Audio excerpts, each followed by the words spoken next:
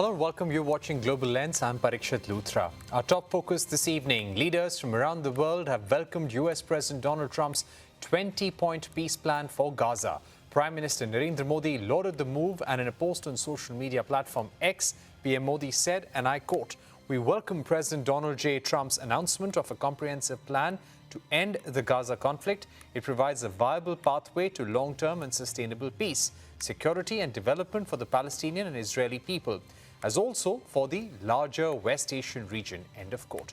PM Modi added that he hoped all concerned would come together behind President Trump's initiative and support this effort to end conflict and secure peace. US President Trump also shared PM Modi's post. Turkish President Recep Tayyip Erdogan also hailed Trump for his efforts to broker a ceasefire and said that Turkey would continue to support diplomatic process and was committed to helping establish a just and lasting peace acceptable to all. Meanwhile, Qatar's Prime Minister has urged all sides to seize the momentum to bring Israel's war to an end, while acknowledging that the plan had practical and implementation challenges. He said that it tackled the most urgent priority, ending the bloodshed in Gaza Strip, while also opening the door to opportunities. He added that the peace plan was handed to Hamas' negotiating team and discussed its broad term. US President Donald Trump had also said that Sir Tony Blair, the former UK Prime Minister, wants to join the international body overseeing Gaza under the American plan to end the war. He has become the first named member of a new board of peace chaired by Trump to be tasked with temporarily supervising Gaza's governance if Hamas accepts the plan. As the Hamas considers the peace plan, Israeli forces continue to bombard Gaza, killing at least 23 Palestinians since dawn. 2 missiles struck a school which had been converted into a shelter for hundreds of displaced people in East Gaza City. Israel has also expanded its ground invasion alongside heavy aerial bombardment in the region. Meanwhile, US President Donald Trump has said that Hamas has 3 or 4 days to respond to his proposed peace plan to end the war in Gaza. Joining us now to discuss this further is Ausaf Sayeed, former Indian ambassador to Saudi Arabia. Ambassador Sayeed, thank you for joining us. Let me begin by asking you, is this the best peace plan that the people of Palestine could have got? I think, Parikshit, this is the deal which they have in hand. There is no other deal on the table. So earlier there was the Trump's deal of the century, which never took place. So this is the deal which they have. I don't think it is the best deal, but this is a workable deal, I would say, because various things. One, I feel that it gives first of all, it gives a little bit of, for the people, a little bit of a respite from attacks, Israeli attacks and other things. So this is one aspect. So this is the immediate, response for the deal. Rest, I really do not know whether it will lead to a straightforward pathway for Palestinian statehood. Would it be to achieve Palestinian statehood? Because many experts say that it's not clear. The path to statehood is not very clear and it is a bit vague. Yes, because first and foremost, I think the deal itself, is more focused on its immediate, goals, which is to have a ceasefire, immediate ceasefire between Israel and Hamas, exchange of prisoners, and again, complete disarmament of Hamas. All these things are there. So, and then of course there is an economic dimension for it, development of Gaza, as a special economic zone and other things. So in the entirety of this, the Palestinian statehood aspect is actually relegated to a backseat, because what they are talking about are international force which would monitor, the implementation of this deal, as well as the people on the ground. Those international force. We are not even very clear who will be the part of this international force. Which countries would provide, armed forces for this, whether the Arab countries are participating, whether the Europeans are participating, and how long will this mandate be? Because there is no clear mandate. And in the meantime, it is linked to reforms in the Palestinian Authority. Now, so all these two things complicate and extend the possibility of a clear pathway for sovereign nation. I think it is a more prolonged transition phase. We are looking at a more prolonged transition phase where Gaza would be governed by an international body, and the final status question is not being discussed. So there are no timelines. There is no clarity where it is going to go next. Who do you think is going to have greater control over running the Gaza Strip? I think when they say the international forces, we really don't know who are these international forces right now. Once it is clear, it will be difficult. It will be easier for us to assess this. Now, whether this international, stabilization force, which promises to create a new Gaza, would it include the Israeli security forces and the U.S. forces? Then I think it creates complexity on the ground, because the people will think that it is a backdoor entry of the Israeli military in the form of an international stabilization force. So this is one thing, and we really don't know. People are talking about a 5-year interim period, but whether this 5-year interim period will change things on ground, and if everything remains normal as the plan postulates, then perhaps there is a ray of hope for a Palestinian state, or at least a discussion or a timeline for it. Right. How does this help Netanyahu? Does this help him politically? Will he eventually end the war? Because for the last 2 years, what many have been saying, that Netanyahu is not bringing the war to an end, despite causing massive damage to the Hamas and the proxies of Iran, is because the war serves his political interests.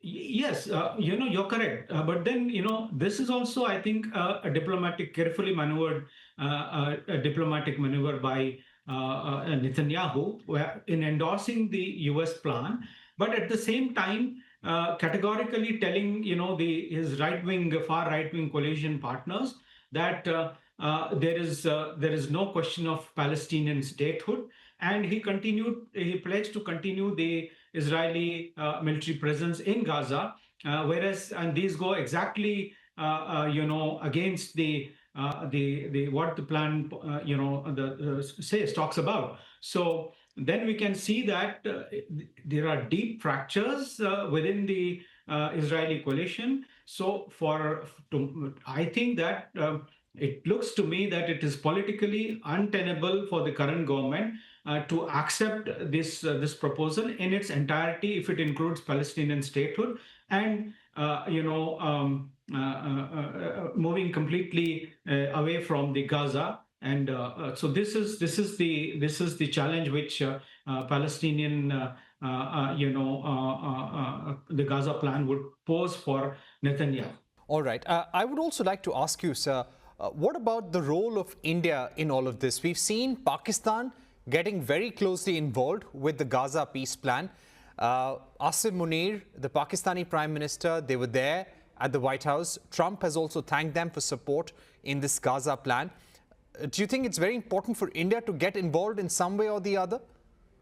See, I mean, for India, our interests lie in the region, because our interest in West Asia center around our diaspora, security, energy flows, and all the connectivity projects which are there. So it presents a kind of a dilemma. India is in a kind of a dilemma, because both ways, if the plan succeeds, then the region would get stabilized. There is a de-risk to our projects like IMEC and other projects. But at the same time, Trump's maximum pressure policy on Iran, which also includes the recent revocation of sanction waivers for the Chabahar port, also puts us in a very piquant situation where our investments would be at threat, because our two flagship connectivity projects are on the opposite sides of the geopolitical divide. So we have to treat very cautiously in this.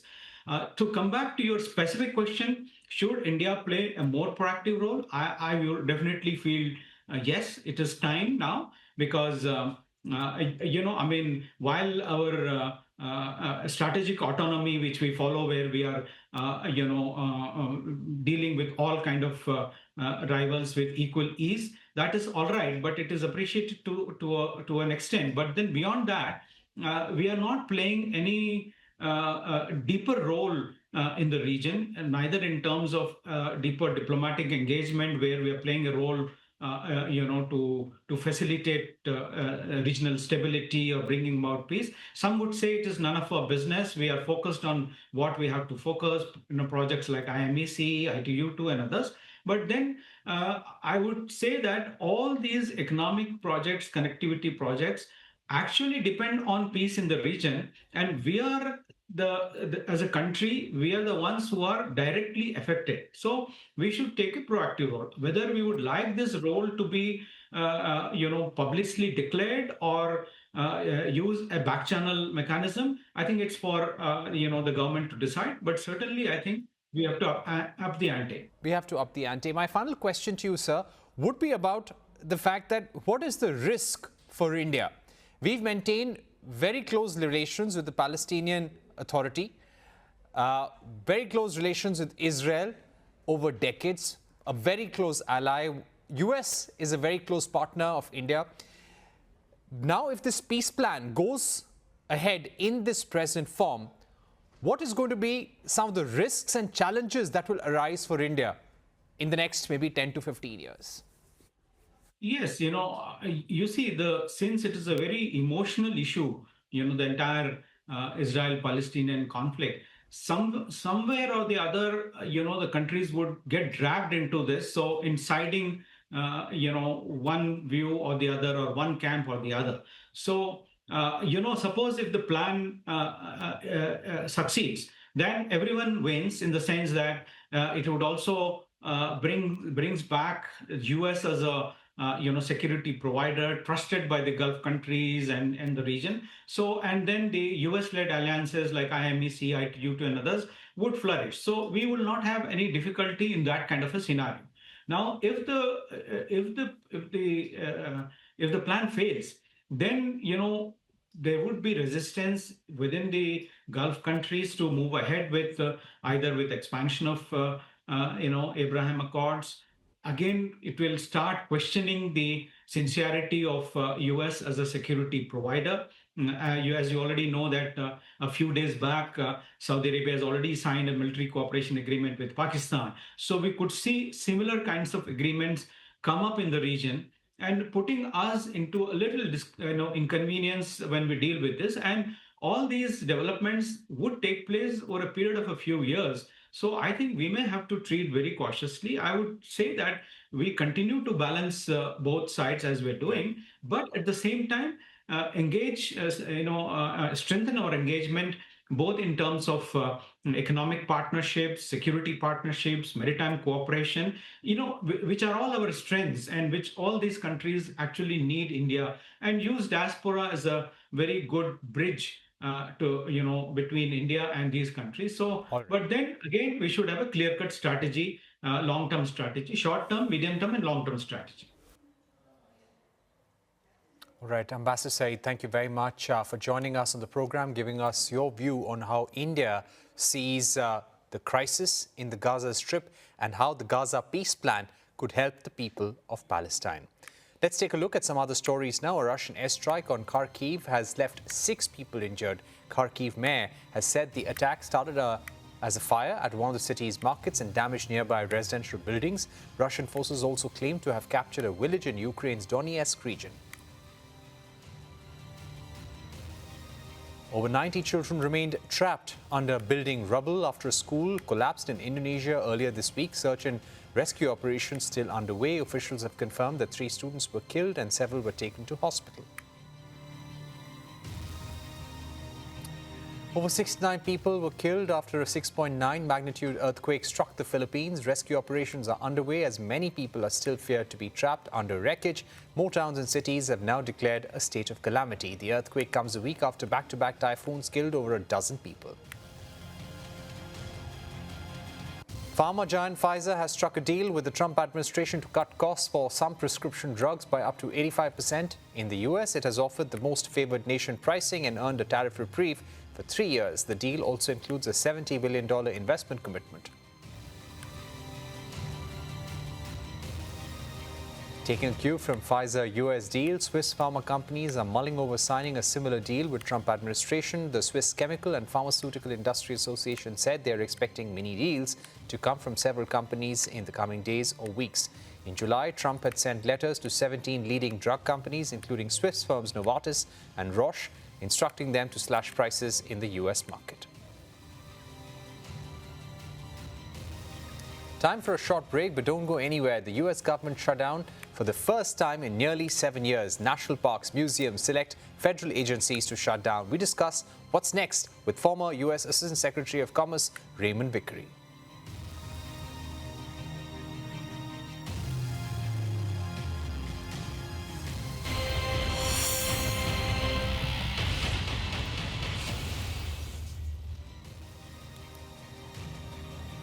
Welcome back to Global Lens. The U.S. government has shut down for the first time in nearly 7 years. This after the Senate failed to pass a bill to extend federal funding by 7 weeks. What does this mean for the American economy?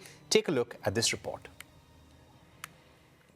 The U.S. government shut down much of its operations on Wednesday as deep partisan divisions prevented Congress and the White House from reaching a funding deal. That sets off what could be a long, grueling standoff that could lead to the loss of thousands of federal jobs. The 15th government shutdown since 1981 commenced hours after the Senate rejected a short-term spending measure that would have kept government operations afloat through November 21st. Democrats opposed the legislation due to Republicans' refusal to attach an extension of health benefits for millions of Americans that are due to expire at the end of the year. Republicans say the issue must be addressed separately. There was no clear path out of the impasse, which agencies warned would halt the release of a closely watched September employment report, slow air travel, suspend scientific research, and withhold pay from U.S. troops. It will also lead to the furlough of 750,000 federal workers at a daily cost of $400 million. Democrats are under pressure from their frustrated supporters to score a rare victory ahead of the 2026 midterm elections that will determine control of Congress for the final 2 years of Trump's term. The healthcare push has given them a chance to unite behind an issue that resonates with voters. Along with the extended health subsidies, Democrats have also sought to ensure that Trump will not be able to undo those changes if they are signed into law. I don't know, we'll probably have a shutdown. Trump has refused to spend billions of dollars approved by Congress, prompting some Democrats to question why they should vote for any spending legislation at all. Independent analysts warn the shutdown could last longer than the budget-related closures of the past. Trump and White House officials have threatened to punish Democrats with cuts to government programs and the federal payroll. Last week, Trump's budget director threatened permanent layoffs in the event of a shutdown. And joining us now to discuss this is Raymond Vickery, former U.S. Assistant Secretary of Commerce and Senior Associate at the Center for Strategic and International Studies. Mr. Vickery, thank you very much for joining us.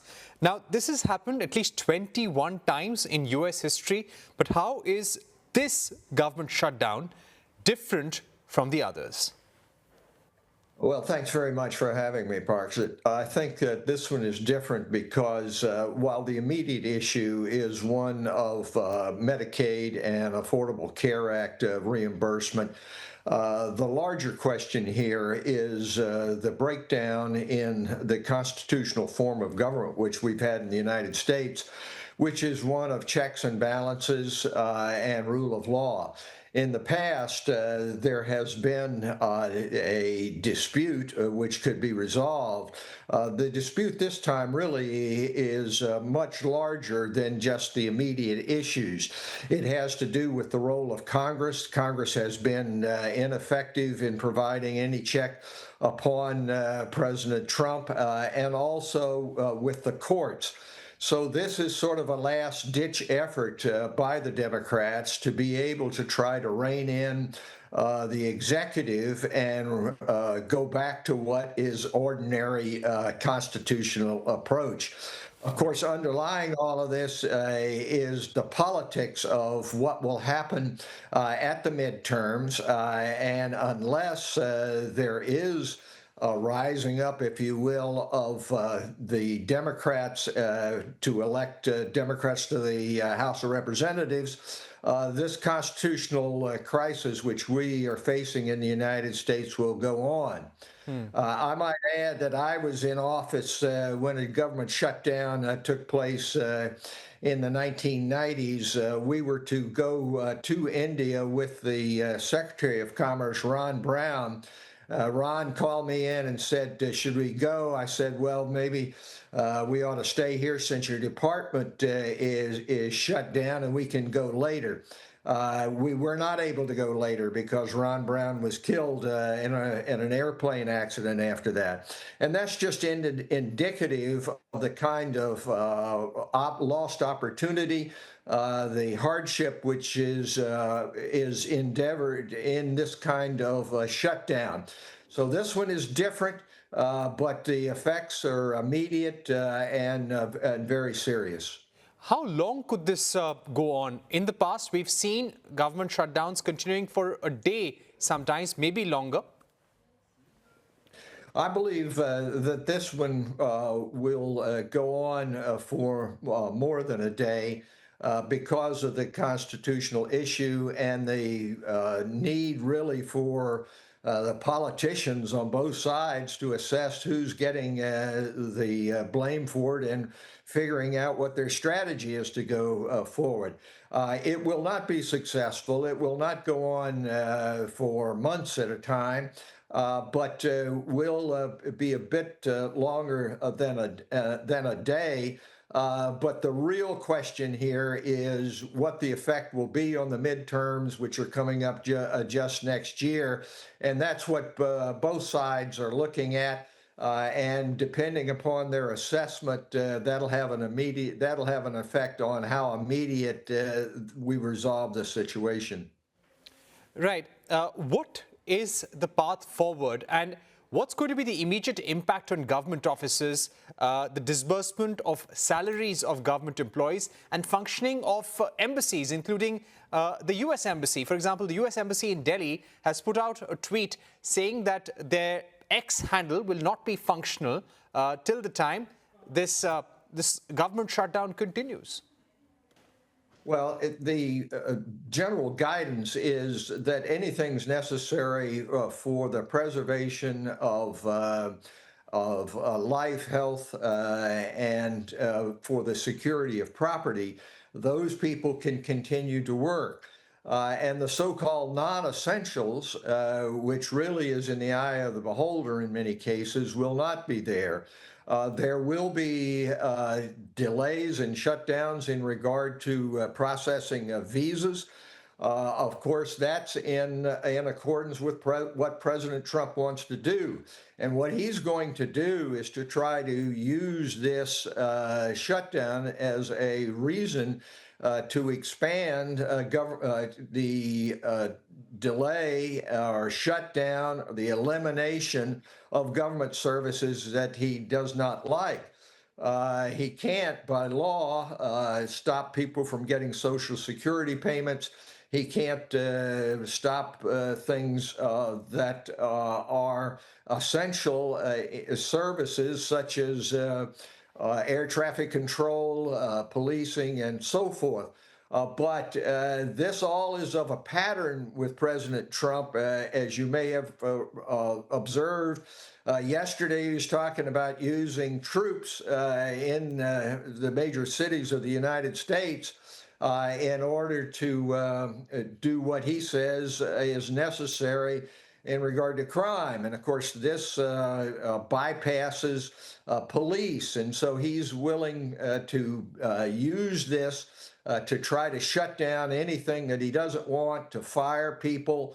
And it remains to be seen whether or not the courts will intervene on a short-term basis. But as I said earlier, The major question is the political effect that it has on the midterms and whether it reins in the executive and returns to a constitutional path. All right. Thank you very much, Raymond Vickery, for joining us with that very comprehensive explanation of what this means for the U.S. economy and U.S. missions worldwide. Let's move on now. India's trade agreement with the European Free Trade Association kicks in from the 1st of October. Under the deal, a slew of products are set to get cheaper, including Swiss chocolates, watches and Norwegian salmon. The agreement will comprise a binding commitment of $100 billion in investments and 1 million direct jobs in the next 15 years. In a conversation with CNBC-TV18's Abhimanyu Sharma, Switzerland's State Secretary of Economic Affairs, Helene Artieda Budliger, said sales of Indian electric vehicles in Switzerland will be the next big thing and will contribute in lowering emissions. Listen in. It's clear India is a great market. It's a fast-growing market. You have a young population, so we're really hoping to be a much stronger present on the Indian market, both with, of course, exports, but then, as you know, part of the TEPA, and that this has been very innovative. EFTA private sector and particularly Swiss companies have pledged $100 billion investment in the next 15 years, and it's not just money that will flow. It's also important that these young people here in India do get great jobs, and so the pledge includes a 1 million job pledge. We are also looking at the fact that there would be mutual recognition of qualifications on both the sides, mobility of professionals, and also Indians would get to have a cheaper and more accessible Swiss watches and chocolates, and possibly we can also look at more cheaper as well as more economical, more accessible Indian products in the EFTA countries. What kind of excitement is there as far as Indian products are concerned in EFTA countries? Any particular products or services which stand to gain on both the sides due to this agreement? Let me mention first services. India is at the forefront of all sorts of technology, IT, but then you're also very good apparently for technology around events. So I think there, the Indian side fought very hard to get good access on services. I think there you're probably to gain most. But then I've also met with manufacturers of motorcycles, potentially even cars, because you know, Switzerland doesn't have a national car industries. But I think motorcycles, I'm hearing, will be probably the next big thing, and they will come from India, and they will contribute in Switzerland to lower our emissions, which is a great thing. On to all the trending stories from around the world now. In a hardline address to hundreds of senior military officers, U.S. Defense Secretary Pete Hegseth laid out his vision for reshaping the armed forces, warning those who disagree to resign. His 10 new directives roll back what he calls woke policies, eliminating most exemptions for grooming, fitness, enforcing strict physical standards and demanding clean-shaven troops. Hegseth declared there will be no fat troops or fat generals in the Pentagon. Tennis world number 2, Yannick Sinner, has claimed his third title of the season after his victory at the China Open. The Italian tennis star completed a terrific week in Beijing after he beat 19-year-old Lerner Tien to clinch the title in straight sets. Oscar-winning actress Helen Mirren opened the Stella McCartney's Paris Fashion Week show with a spoken rendition of the Beatles' Come Together. The song set the tone for the collection framed around humanity, animals and the planet. McCartney has long been ahead of the curve in fashion sustainability, and this season she claimed her most conscious offering yet: 98% sustainability and 100% cruelty-free.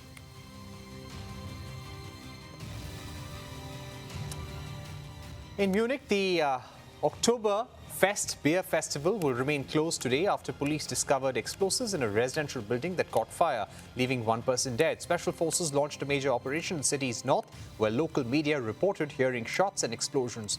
Police have stressed there is no wider danger to the public, but the investigation is ongoing. On the final cut this evening, Alaska's Katmai National Park has crowned Bear 32 or Chunk as champion of Fat Bear Week 2025. Despite entering the season with a broken jaw, Chunk not only adapted but gained massive weight, earning about 96,000 votes to beat runner-up Bear 856. This is Chunk's first title in the competition after finishing as runner-up in previous years. The fun fun-driven contest highlights how brown bears bulk up on salmon to survive hibernation and shines a light on the health of Alaska's ecosystems.